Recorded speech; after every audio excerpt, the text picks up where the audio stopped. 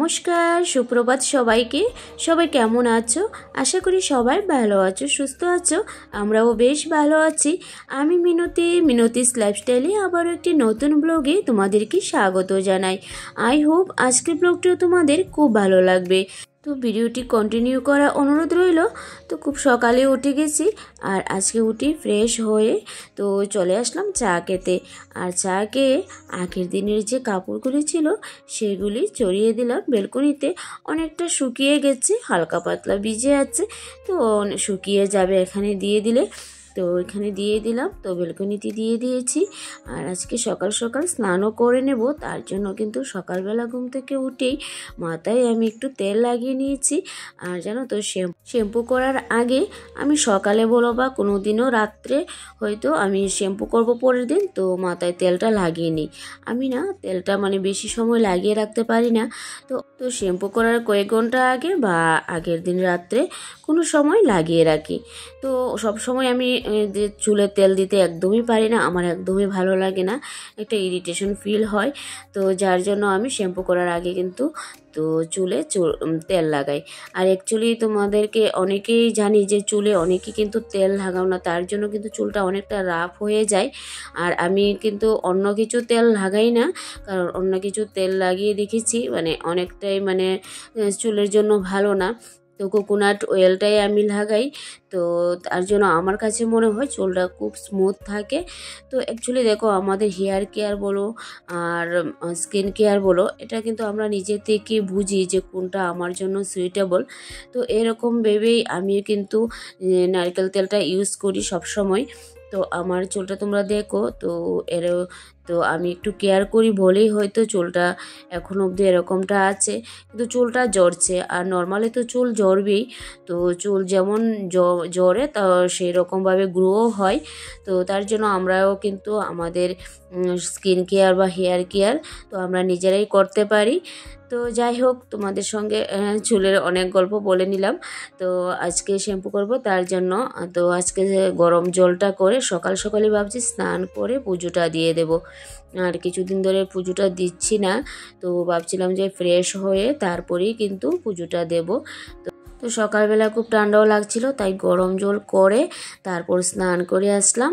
আর এদিকে দেখো, তো পুজোটা শুধু জানো তো তুলসী পাতা দিয়ে দিয়েছি, একদমই ফুল নেই। আর সকালবেলা এত ঠান্ডা, মাকে বলেছি যে মা তো হাঁটতে যায়, অনেক সময় ফুল আনে, আর এখন তো ফুল নাই বলো, গাছে একদমই কম। আর এক দুটো গাছে মানুষের তো এই ফুলগুলি লাগে, তাই তো তার জন্য আর মাকে বললাম যে আর যেতে হবে না। তো হাঁটতেও যায় না এই ঠান্ডার মধ্যে, তো সর্দি কাশি তো লেগেই আছে। তো তার জন্য একদমই ঘরে আমার তুলসী পাতা আছে বেলকনিতে, সেই বেলকনির তুলসী পাতা দিয়ে কিন্তু পুজোটা দিয়ে দিলাম। আর জানো তো, আজকে প্রচুর কাপড় ধুয়ে দিয়েছি। ওই যে শ্বশুরবাড়ি থেকে এসে তো অনেক কিছু কাপড়েই প্রথম এক দুটো করে ধুয়ে দিয়েছিলাম, আর বাকিগুলি এই যে আজকে কিন্তু এই ব্লগটা শেয়ার করছি রবিবারের। আর ব্লগটা সত্যি তোমাদের সঙ্গে সোমবারে ভাবছিলাম যে শেয়ার করব, কিন্তু এডিটটা আমি পুরোপুরি কমপ্লিট করতে পারিনি, তার জন্য কিন্তু আজকে আমি ব্লগটা শেয়ার করছি।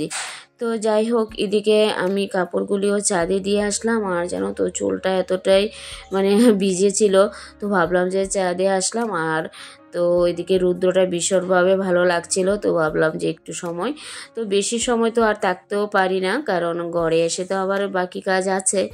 তো তার জন্য এদিকে দেখো, বাঁধাকপিগুলি মা কেটে দিয়েছে। আর আমি এদিকে বাঁধাকপি আর আলুটা ভেজে তো এদিকে বাঁধাকপিটা রান্না করব। আর এই তো মাছও আছে ঘরে, তো মাছটা রান্না করব।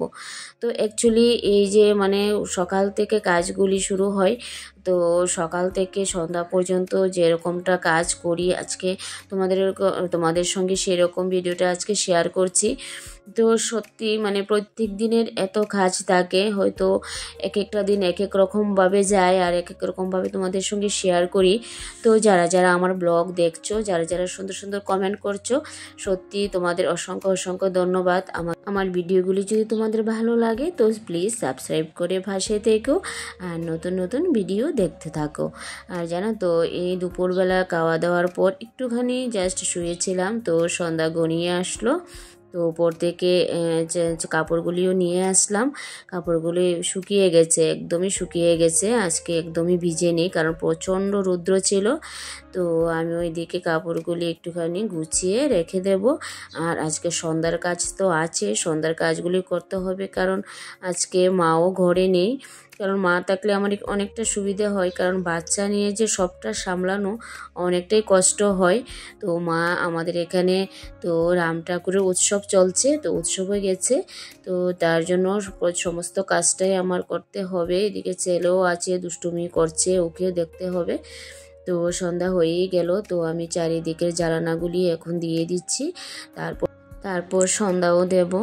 তো এই যে সকাল থেকে সন্ধ্যা পর্যন্ত প্রচুর কাজ থাকে জানো তো। তো যেভাবে পারি তোমাদের সঙ্গে যেদিন যেরকমটা মনে হয় সেই দিন সেরকমভাবে তোমাদের সঙ্গে ভিডিওগুলি শেয়ার করি। তো আজকেও ভাবছিলাম, তো সারাদিন যেহেতু ঘরের মধ্যে আছি, তো আর তোমাদের সঙ্গে একটু একটু করে ভিডিওটা শেয়ার করেছিলাম। তোমরা হয়তো শুনতেও পারছো, আমি যখন তো এডিট করছিলাম, ভয়েস রেকর্ডার দিচ্ছিলাম, এদিকে পাশে একটুখানি দূরে তো উৎসব চলছিল, উৎসবের একটা সাউন্ডও আসছিল। তো তোমরা একটু প্লিজ ম্যানেজ করে দেখে নিও। তো ওইদিকে আমার সন্ধ্যার সময় প্রত্যেক দিনই গাছের গোড়াতে জল দিতে হয়, তো একটু একটু করেই দিচ্ছি, তো বেশি দিতে হয় না, সকাল বিকেল দিলে একটু একটু জল দিলে হয়ে যায়। তো এই যে আমার বেলকনিটা দেখতে পারছো, আমার বিভিন্ন ছোট ছোট গাছগুলি, তো একটু জল টল দিয়ে তারপর ঘর দরজা আবার সন্ধ্যার সময় তো প্রত্যেক দিনেই সকাল দুপুর সন্ধে তো ঘরটা ঝাড় দিতে হয়। আর বাচ্চা কাচ্চা যেহেতু আছে তো একটু আরও বেশি কেয়ার করতে হয় ঘর দরজাগুলিকে, কারণ ওরা তো এলোমেলো করে দেয়, তো কাজের পরিমাণটা সত্যি অনেক বেশি থাকে। তো এদিকে দেখো, তো সূর্য অস্ত চলে গেছে, তো ওইদিকে আমিও ফ্রেশ হব এখন, তো ফ্রেশ হয়ে সন্ধ্যাটা দিয়ে দেব।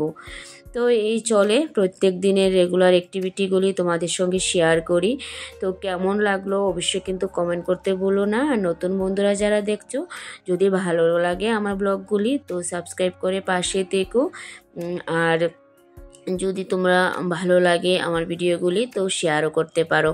তো এই যে চলো এখন সন্ধ্যা দিয়ে, তো সন্ধ্যার পুজোও দেব, তো সবটাই তোমাদের সঙ্গে একটু একটু করে শেয়ার করছিলাম। তো চলো আজকে সন্ধ্যা দিয়ে ঠাকুর সেবাও দিয়ে দিয়েছি সন্ধ্যাবেলায়। তো আজকের ভিডিওটা এ পর্যন্তই, সবাই ভালো থেকো, সুস্থ থাকো, টাটা, বাই বাই।